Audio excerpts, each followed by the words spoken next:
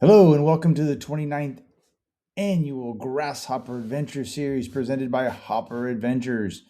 First off this year is Low Gap. We're going to go over everything you need to know to have a successful day and a safe day out on the course. Along with this rider video, you will have received a rider packet. Please read it carefully to go over all of the essential details listed here. Some of these we'll be covering on the video, but the primary objective is to go over the course in detail. Event venue, as in past years, the past couple of years, is going to be held at Todd Grove Park, 600 Live Oak Avenue. You can see where we're doing the registration at the golf clubhouse. The venue's in the similar area. Parking is around the park on the side of the street and over at Anton's Dam, plenty of parking, as well as van camping. Thank you for the cooperation and collaboration with the city of Ukiah. The Ride with GPS map that has been created for you routes you from Todd Grove Park through town, over by the high school, to Lover's Lane, through the vineyards, and then to the start-finish staging area. This is the exact spot where the events the last 3 years have been finishing on Masonite Road. This year will be starting and finishing there, not doing the county road, that epic steep climb on Ore Springs Road. Staging will open at 8:30, no sooner, and start time at 9 a.m. For all the individual start times, you can find that in the handbook as well as on the web page. The kind folks at Shannon Vineyards have allowed us to use the sections of Lover Lane, so please be respectful. Use the portable toilets provided and do not urinate in the vineyards. If you are there early and you need to ride around, there are a couple openings on to Ore Springs Road you can ride. Please don't ride up ahead of the start of the course. Course overview, long course. The long course and short course begin the same. They all head up Masonite Road, up Miller Ridge, down Low Gap to the Masonite at Wooley's Pass in the feed zone. At this time, the short course heads back up Masonite and then repeats, doubles back, and goes down what you came up. And the long course heads west for another loop. Notice here the short course, again, Masonite, up Miller Ridge, down the County Low Gap Road, and then up the Masonite Road. The course will be marked with caution signs. Thank you to our sponsors, Signorama. Look for yellow and black caution signs, arrows, walk your bike, wrong way, etc. This is a good example of some of the gravel that you will encounter here on the Masonite Road.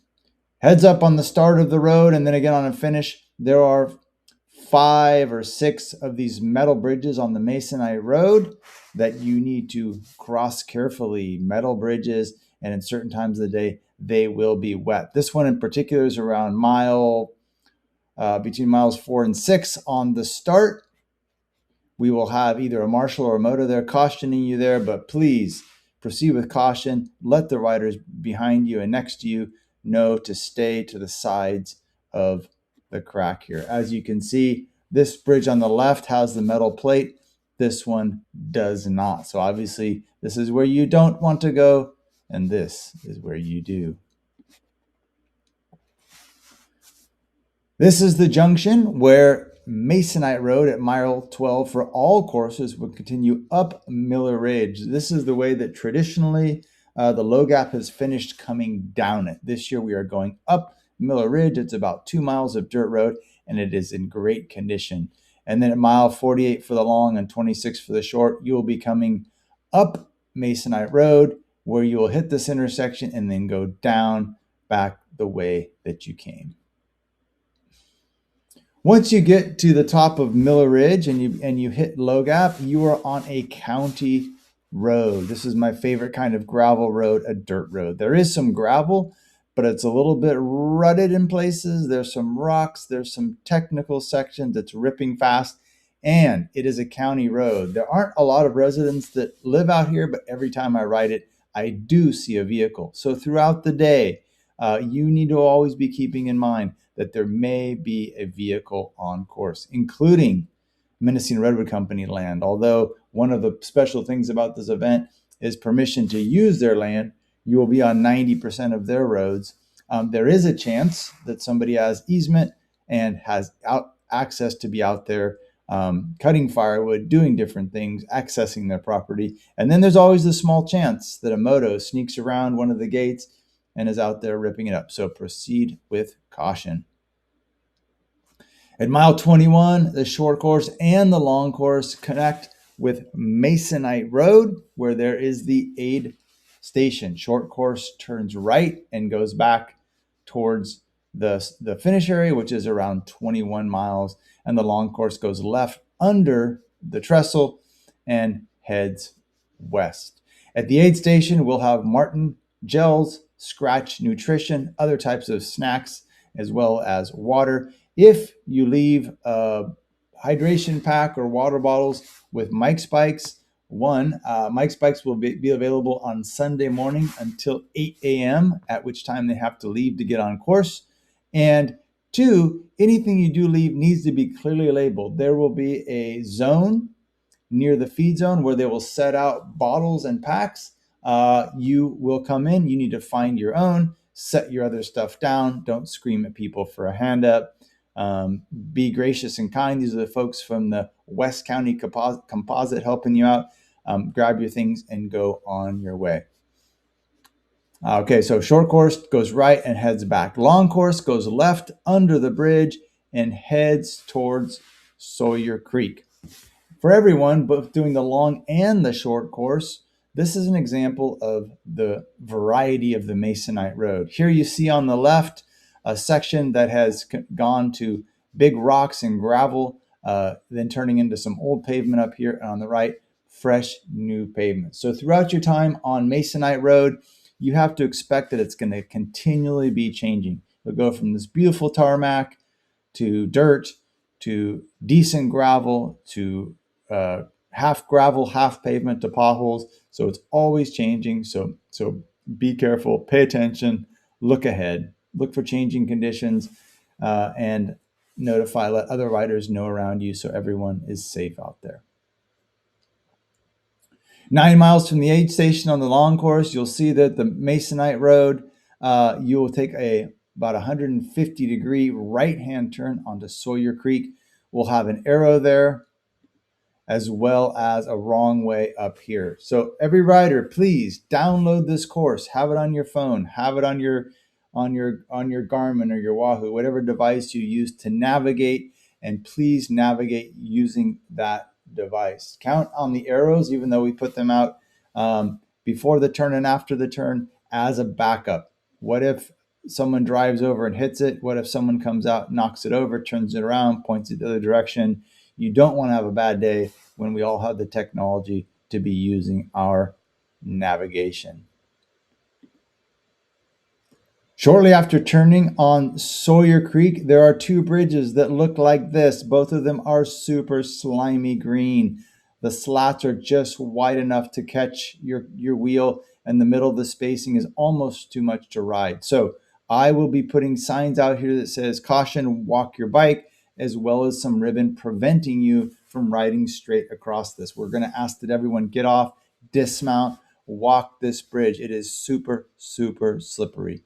Yeah, if you're out on your friends, would you ride it? Maybe. If you slip and you fall, there's good potential to get injury both on these gaps right here and falling 20 feet into the abyss.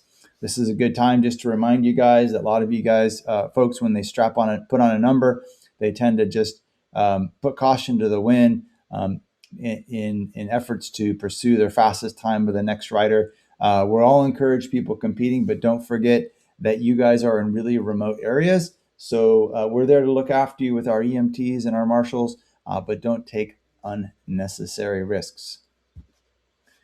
From that spot, you climb up about 20 minutes. It gets pretty steep once you leave the creek bed, and then you will tee into Ukiah Road. Kamchi Ukiah is a continuation. It's the western part of Ore Springs Road. You will hit the road here, and then you will take a right-hand turn. As you can see, this is where you're going to tee into this gate. We're going to leave this gate locked, and that's not just to mess with you. That is for safety. You'll have plenty of a view to see it. You can go over it. You can go under it. You can go around it. Our concern is that if we leave it open and we're not going to have somebody out there all day, there is a chance that someone out there sees it and chooses to go down it on moto or on truck. Okay, so and then also it prevents you guys from overshooting this and coming into oncoming traffic on the road. Okay, so you take a right-hand turn, you head about 1.5 miles on Ore Springs Kamchi Road until you get to Low Gap. This is where traditionally we've had our feed zones. You're going to take a right, which is kind of a straight on to the dirt. Again, follow your navigation on your device. Look at our arrows. We'll have an arrow before. We'll have an arrow at the corner. We'll have an arrow just past that says wrong way. From here, it's 6 miles roughly to Woolly Pass and the aid station. Low Gap Road overall is in good shape. And again, there's a couple residents out here. Every time I'm out here, I see 1 or 2 vehicles. So we know that many of you will be racing. Others will just be riding and cruising. But don't forget to be heads up. In addition to that, to my surprise, just last week, the county or CAL FIRE is out there, has been out there continuing to do shaded fuel break reduction, which means there has been equipment disturbing the roads a little bit. And there are large wood chips debris on the road. We'll be doing our best to move the majority of the big ones, but it's for several miles. So heads up and careful for flying branches on this section.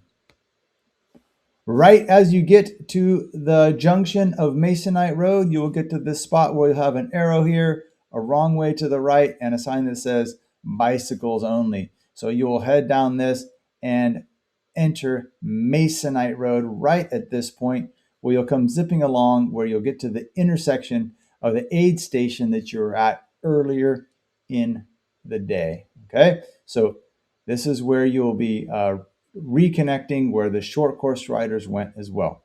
Previous years, we took a right and climbed up onto Low Gap Road to Miller Ridge. This year, we do not do that. We head up Masonite Road.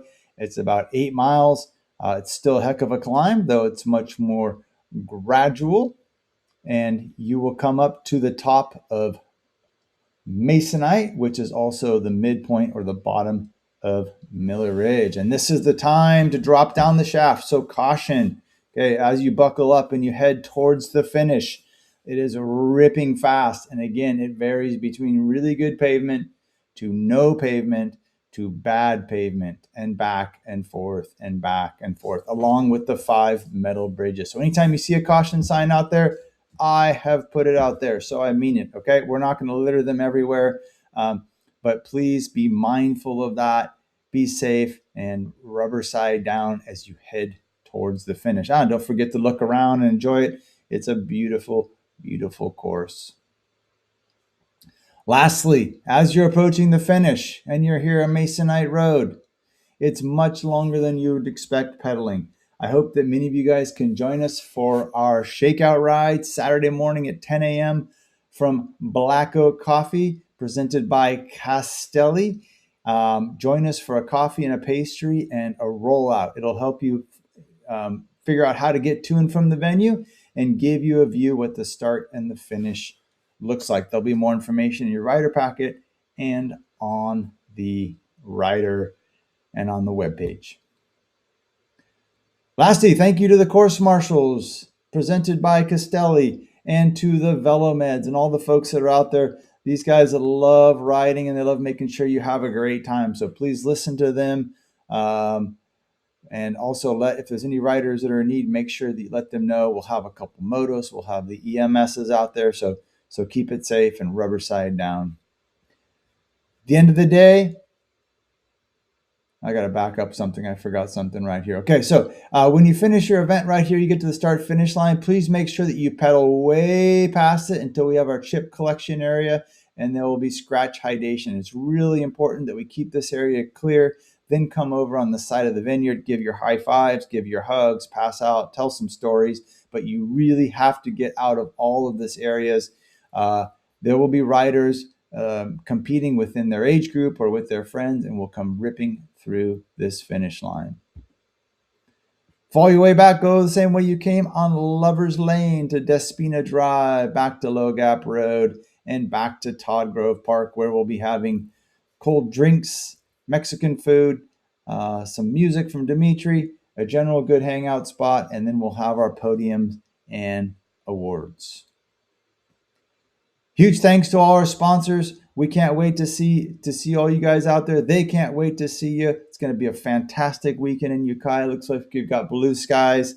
We wish you guys safe travels, and we'll see you in a couple days for the kickoff of the 29th annual Grasshopper Adventure Series.